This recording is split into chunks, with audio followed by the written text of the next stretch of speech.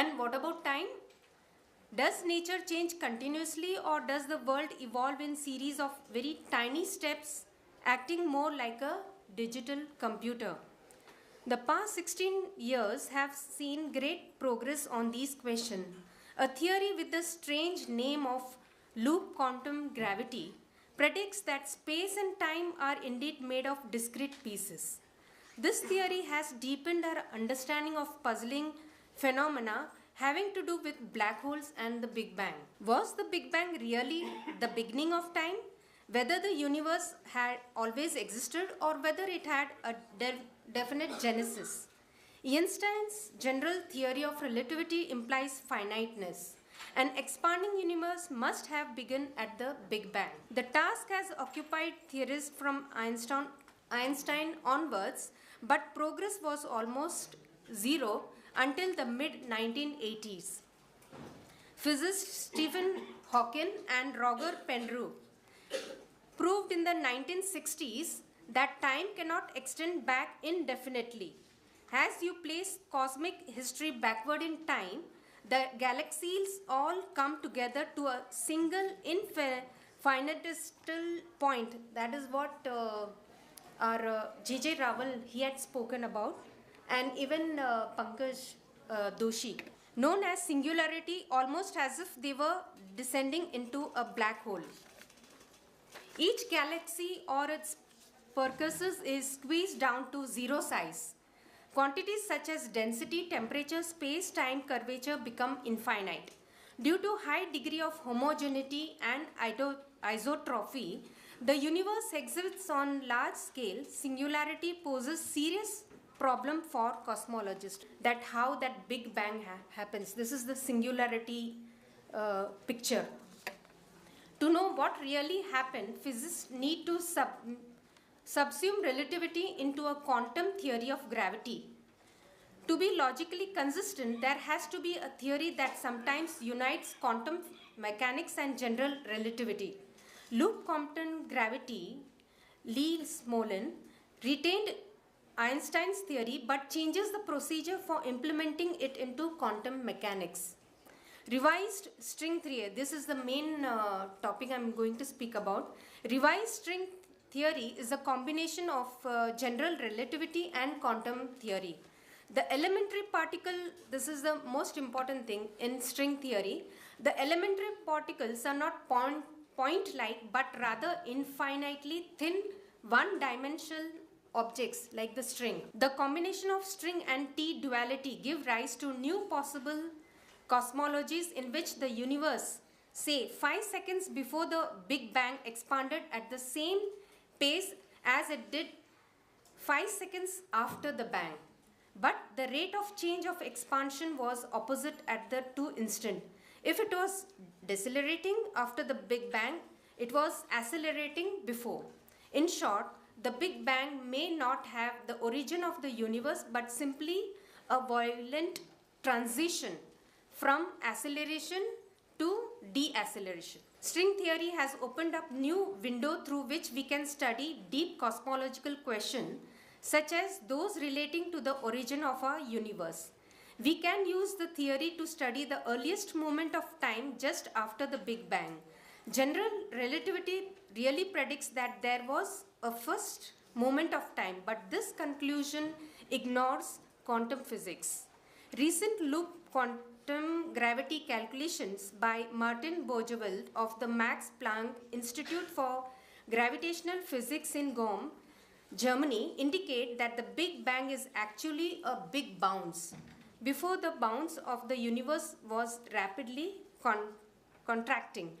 Theorists are now hard at work developing prediction for the early universe that may be testable in future cosmological observation.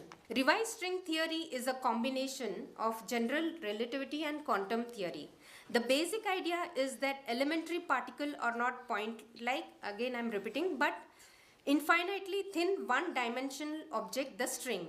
The large zoo of elementary particles, each with its own characteristic property, reflects the many possible vibration pattern of a string. To understand the structure of space on the very smallest size scale, we must turn to quantum theory of gravity. Gravity is involved because Einstein's general theory of relativity reveals that gravity is caused by the warping of space and time. By carefully combining the fundamental principle of quantum mechanics and general relativity, physicists are led to the theory of loop quantum gravity. Quantum gravity predicts that space comes in discrete lumps, the smallest of which is about cubic Planck length or 10 raised to the power of 99 cubic centimeter. Time proceeds in discrete 10 raised to minus 9. 10 raised to minus 9. Everywhere you have put plus. Yeah, it should be minus. Because I'm more a philosophy student. Yeah. Time proceeds in discrete ticks about Planck time, and it is my pleasure that I'm presenting a paper in front of scholars. Now I've minus 40, yes.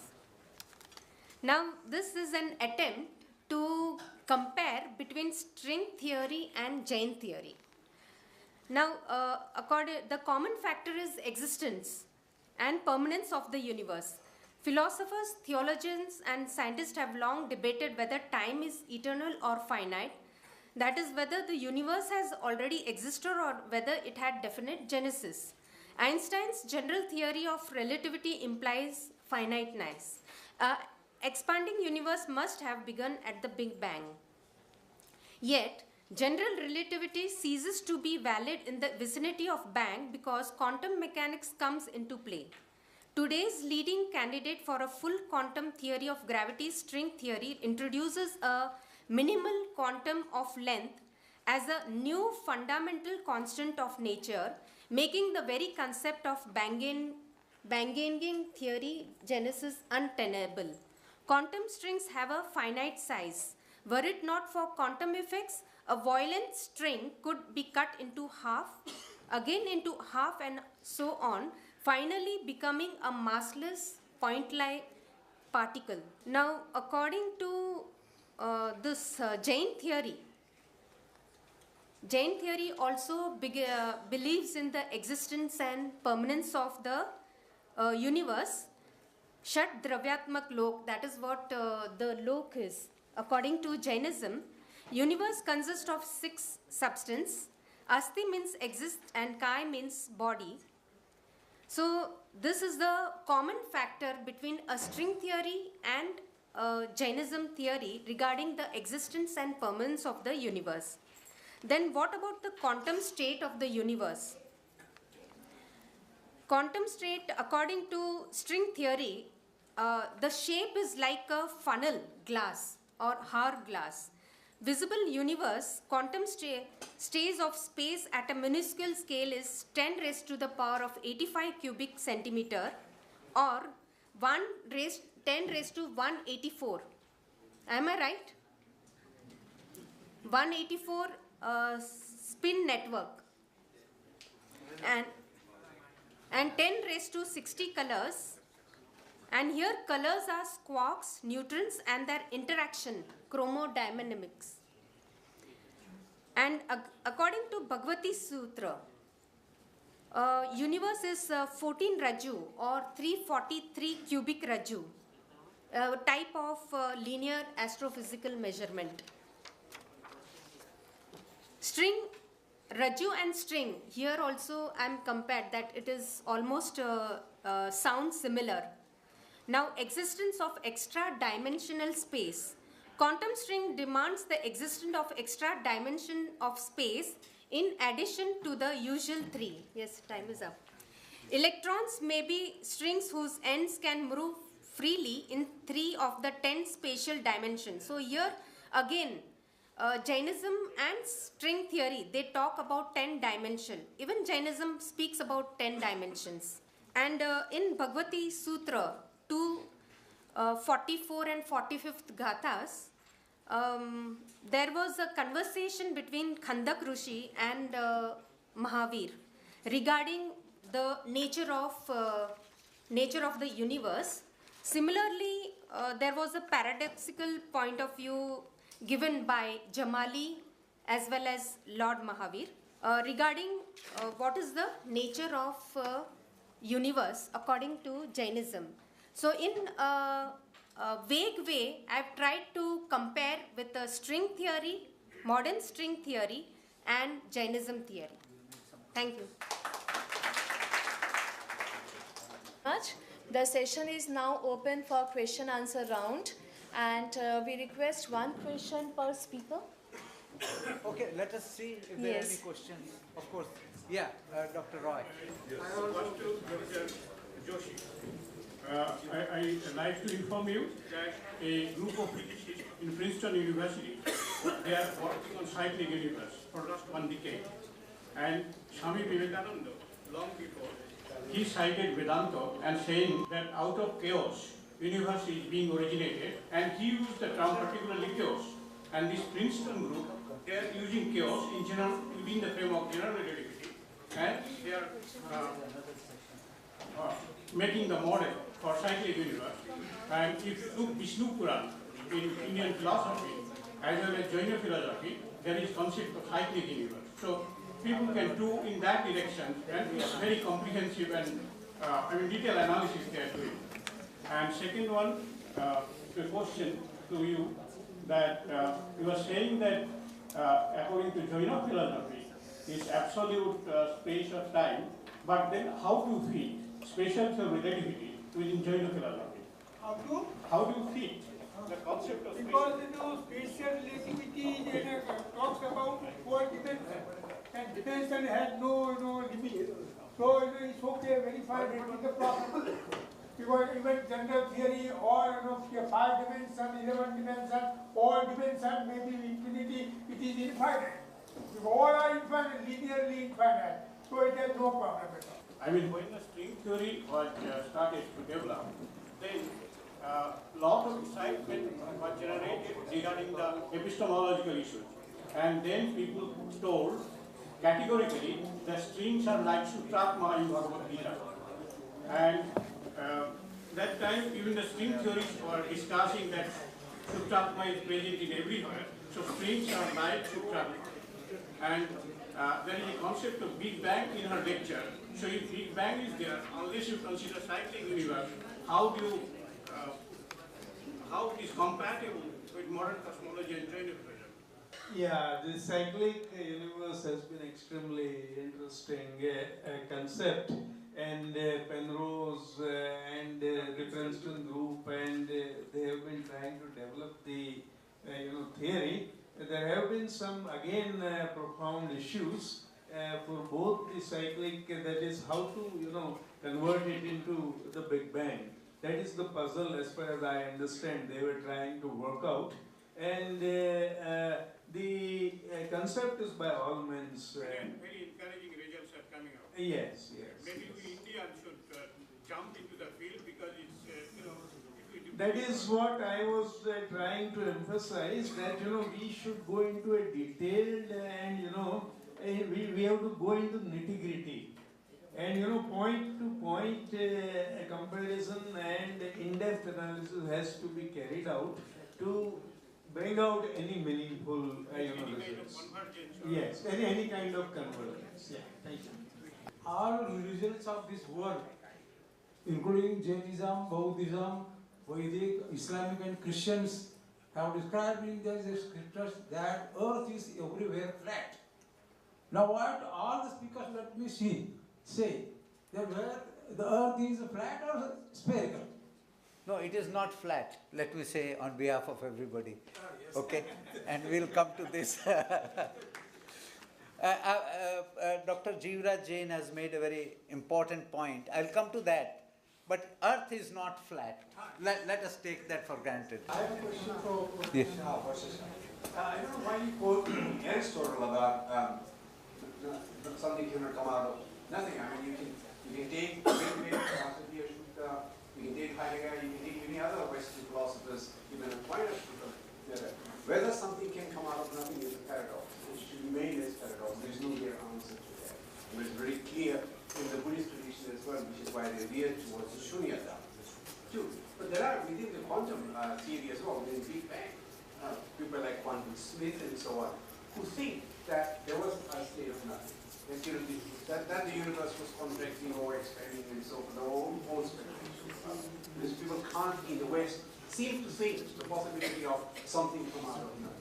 Not in the state of nothing. I don't know how James will answer that question. I mean, time being infinite means to be that perhaps there was really nothing. So I think we should keep these things open from it's not, you started with God, I couldn't see it just God. Yes, just let her answer. Jainism doesn't speak about God, but it works naturally regarding the universe. And it speaks that it is the universe was always there. I see, the universe. Yes, always. Dr. Joshi, he was to touch upon galaxy and locus. I mean, if it's a brief thing, can you cover it up now in the question and answer session? Galaxies are not mentioned in Jainism. Galaxy you mention about galaxy and locus.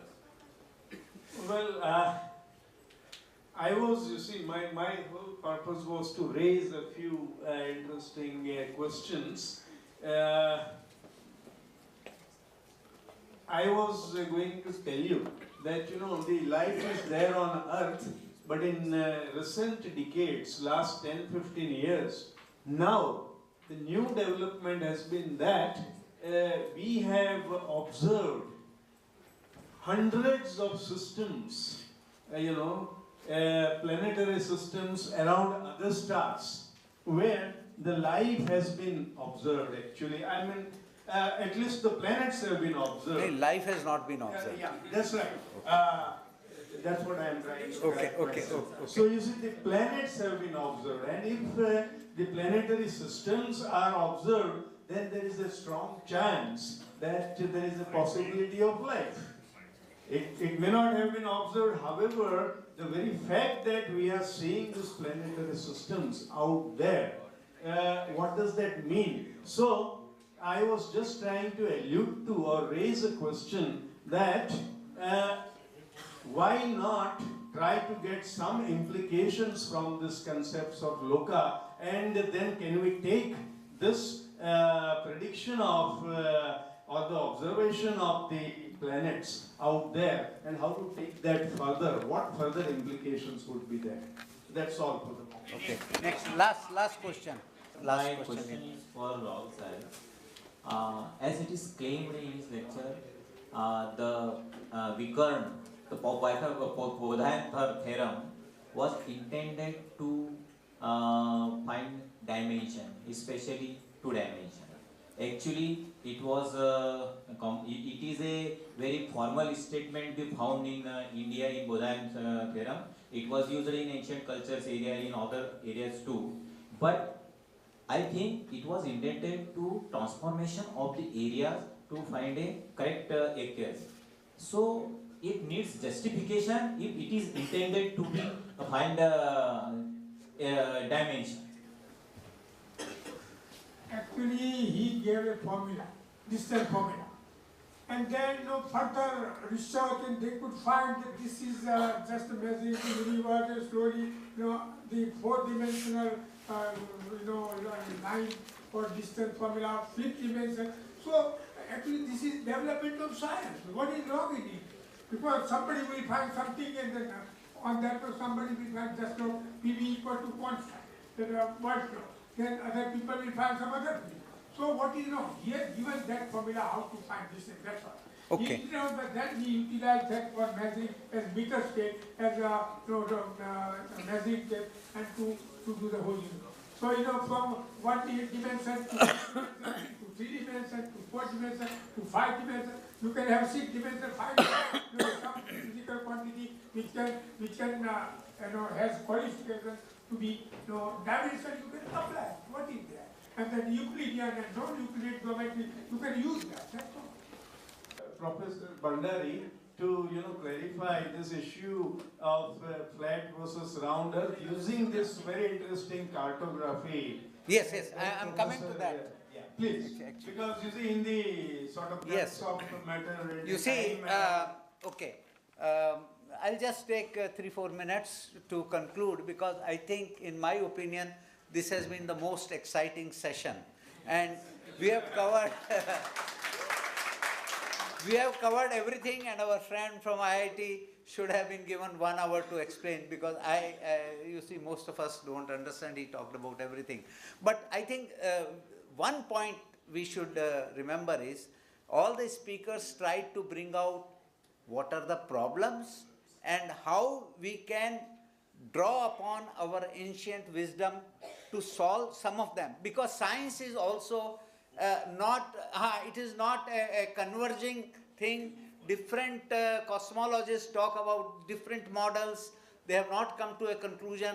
It is not something like, well-established theory, like special theory of relativity is well established. And so, origin of universe is not yet, that problem is not solved. And I personally think that we should involve all these experts. There is a lot of conceptual things in our scriptures of all Vedanta and Buddhism and so on. But one thing we have to be careful not to jump to the conclusion that it is said there and this is how it is. And I just want to say that just going paper by paper, that what Professor Joshi did is he brought out what are the problems in modern cosmology. That it is not a closed topic. There is a homogeneity problem, there is a Big Bang space-time problem, there is a quantum gravity not many people accept, so it is all open. And string theory is still not on very firm ground, so let us not jump to the conclusion that we can take upon a string theory and this is given in our scriptures. This is all open, and this is very good. This is the point where we should come in, because tomorrow I will talk about how we missed many things, so I will not cover that. But of course, Professor Raval told about the fifth dimension is mass, but again, people can contest that. It has to be established. You see, giving an idea is one thing, and proving it is entirely different thing. And then the acceptance by the world is entirely, a different ballpark.